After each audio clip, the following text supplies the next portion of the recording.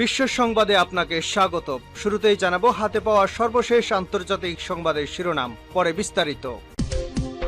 প্রথমে Israel Iran যুদ্ধ চলছে, জানিয়ে দিব আমাদের হাতে থাকা সর্বশেষ গুরুত্বপূর্ণ আপডেট আন্তর্জাতিক সংবাদ।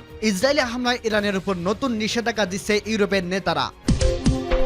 জানিয়ে দিব নেতানিয়াহুর এই অঞ্চলকে যুদ্ধের দিকে নিয়ে যাচ্ছে বলছে যুক্তরাষ্ট্র। আরো জানিয়ে দিব ইরানে 30 এপ্রিলের আগে হামলা চালাবে না ইসরায়েল বলছে এবিসির প্রতিবেদনে। এবং আরো থাকছে নেতানিয়াহুর একঘেয়েমির কারণে মধ্যস্থকারীর ভূমিকা থেকে সরে যাচ্ছে কাতার। এদিকে জানিয়ে দিব ইউক্রেন হারলে তৃতীয় বিশ্বযুদ্ধ শুরু হয়ে যাবে। এবং সর্বশেষ জানিয়ে দেব স্থায়ী যুদ্ধবিরতি না হওয়ায় গাজায় মানবিক প্রচেষ্টা সম্পূর্ণ ব্যর্থ বলছে রাশিয়া।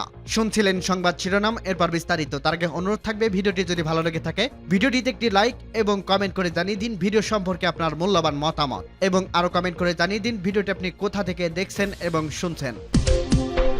ইসরায়েলের হামলার ইরানের উপর নতুন নিষেধাজ্ঞা দিচ্ছেন ইউরোপের নেতারা। ইরানের বিরুদ্ধে নিষেধাজ্ঞা জোরদার করার বিষয়ে গত বুধবার সিদ্ধান্ত নিয়েছে ইউরোপীয় ইউনিয়নের নেতারা। ইসরায়েলের তেহরানে নজরবিহীন ড্রোন ও ক্ষেপণাস্ত্র হামলার পর নেতারা এই সিদ্ধান্ত নিলেন। একই সঙ্গে মধ্যপ্রাচ্যের সংঘাত ছড়িয়ে পড়া ঠেকাতে চেষ্টা চালাচ্ছেন তারা।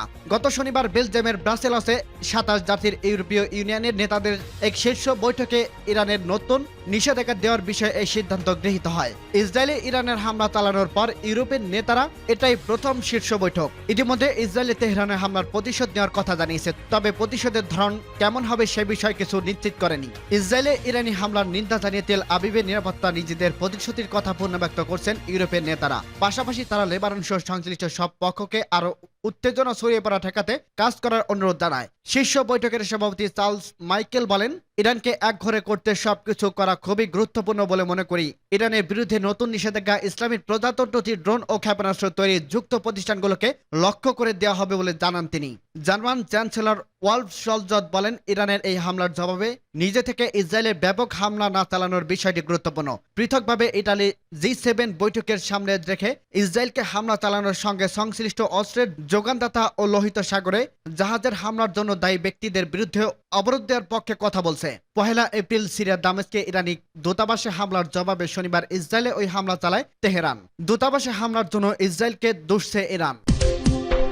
নেতানিয়াহু এই অঞ্চলকে যুদ্ধের দিকে নিয়ে যেতে চাইছেন। ইরান ইসরায়েল উত্তেজনা যখন তুঙ্গে তখন বেনিয়ামিন নেতানিয়াহুকে এক হাত দিয়েছেন তুরস্কের পররাষ্ট্রমন্ত্রী হামান ফিদেন। তিনি বলেছেন, ইসরায়েলের প্রধানমন্ত্রীর ক্ষমতা পাকাপোক্ত করতে এই অঞ্চলকে যুদ্ধের দিকে টেনে নিয়ে যেতে চাইছেন। অন্যান্য রাষ্ট্রগুলোকে মধ্যপ্রাচ্য সংকটে নিজ নিজ দ্বন্দ্বে কাজে লাগানোর আহ্বান জানিয়েছেন ফিদেন।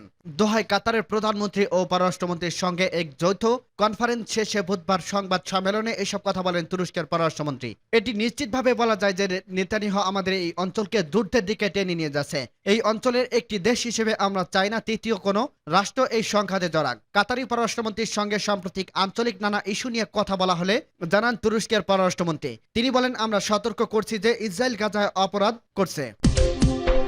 ইরানের 30 এপ্রিলের আগে হামলা চালাবে না ইসরায়েল, এবিসির প্রতিবেদনে।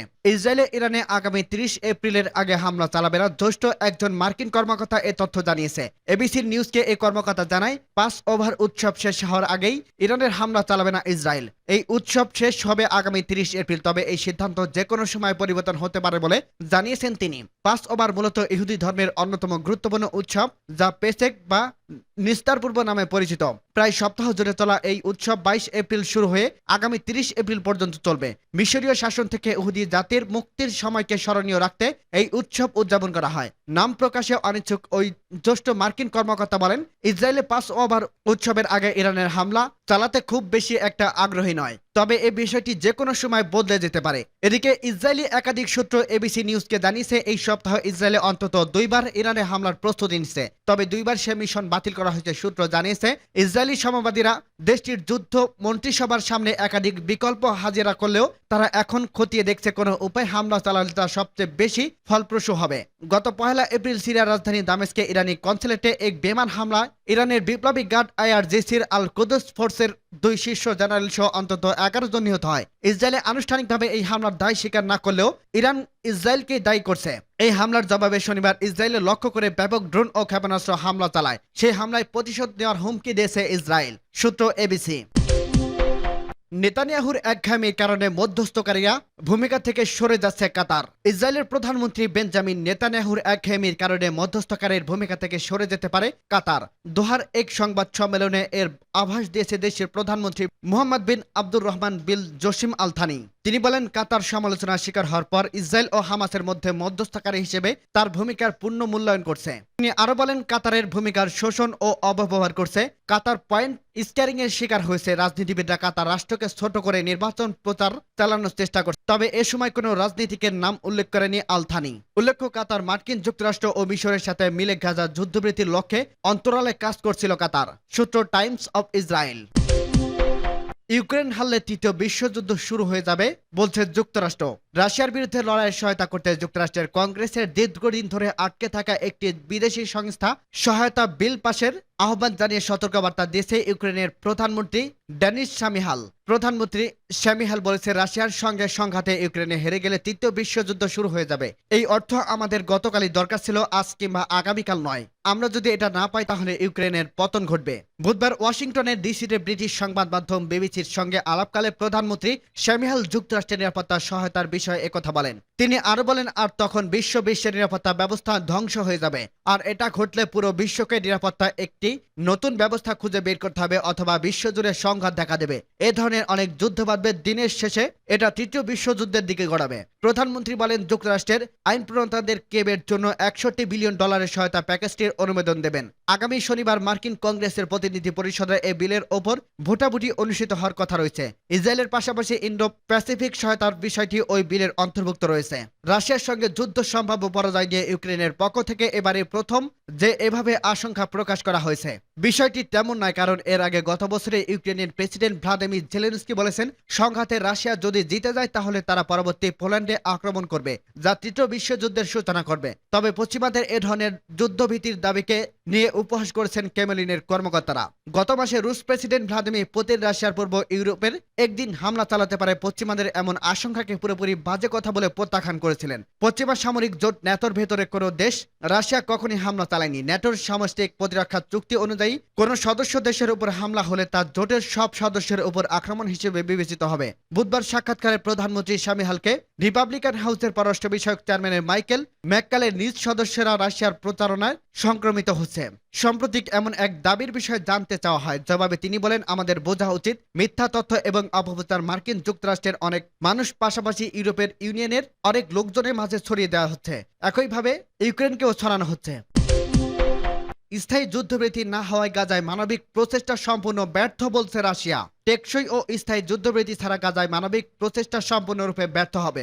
জাতিসংঘের রাশিয়ার স্থায়ী প্রতিনিধি ভ্যাসেলি লেবেনজিয়া নিরাপত্তা পরিষদের বৈঠকে একথা বলেছেন। তিনি বলেন, আমরা বারবার সতর্ক করেছি, একটি স্থায়ী ও টেকসই যুদ্ধবিরতি ব্যবস্থার অনুপস্থিতিতে মানবিক প্রচেষ্টা ধ্বংস হয়ে গেছে। অবশ্যই এই যুদ্ধবিরতি সামরিক পর্যবেক্ষকদের মাধ্যমে সঠিকভাবে পর্যবেক্ষণ করা উচিত। সহকামী মানবিক কর্মীরা সেনাবাহিনীর হামলার মুখে সম্পূর্ণ অরক্ষিত।